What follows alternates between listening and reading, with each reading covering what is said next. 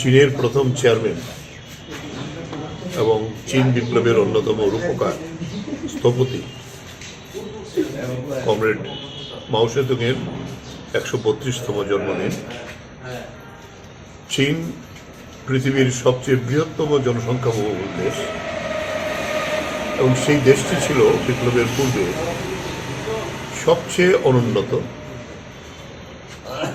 একদিকে জাপান সাম্রাজ্যবাদ, তার বিরুদ্ধে লড়াই করা, অপরদিকে চিয়াং কাইশেকের মতো এমন একজন দুঃসাহসী এবং দুর্ধর্ষ সামন্ত প্রভু, তার বিরুদ্ধে লড়াই করার যে প্রেরণা কমরেড মাও সেতুং সোভিয়েত বিপ্লব থেকে অর্জন করেছিলেন, সোভিয়েত কমিউনিস্ট পার্টির চেতনাকে ধরে এটা নতুন কৌশল, যেটা পৃথিবীর সমাজতান্ত্রিক বিপ্লবের ইতিহাসে নতুন ধরা যেতে পারে।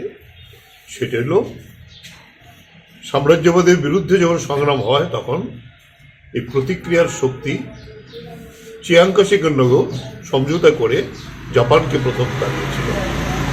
এর পরবর্তী সময়েতে এই চিয়াং কাইশেকের যে দুর্ধর্ষ একেবারে শাসক, সামন্ত শাসক, তার বিরুদ্ধে চীনের জনগণকে সংগঠিত করা একটি সবচেয়ে আধা অনুন্নত দেশ, বিপ্লবের যে নতুন কৌশল গ্রাম দিয়ে শহর করা, সেই লক্ষ্যে তিনি পৃথিবীর বৃহত্তম লাল ফৌজ তৈরি করেছিলেন মুক্তি সেনাদের, এবং শেষ প্রান্ত থেকে এই লাল ফৌজকে সংগঠিত করে একের পর এক প্রদেশ দখল করতে করতে এসে সেখানে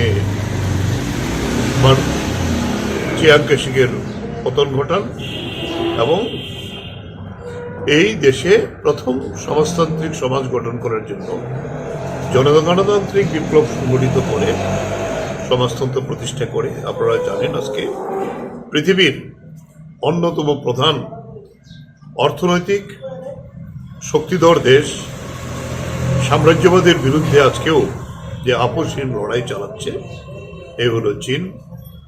এবং মার্কিন সাম্রাজ্যবাদের আজকে সবচেয়ে বড় চক্ষুশূল যদি হয়ে থাকে সেটা হলো চীন।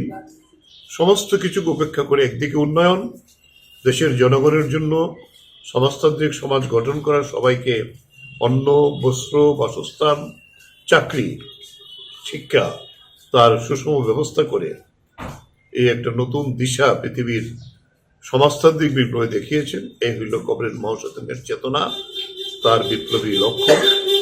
এবং শোনো শোনো ভোজন রসিক, শোনো মন দিয়া, ঝাঁঝের স্বাদে রান্না করো লং তরাই দিয়া। ইলিশ সর্ষে পোস্ত বাটা যেমন ইচ্ছে নাও, মালাই চিংড়ি মাংস কষা চেটে পুটে খাও, আহা চেটে পুটে খাও, আহা চেটে পুটে খাও।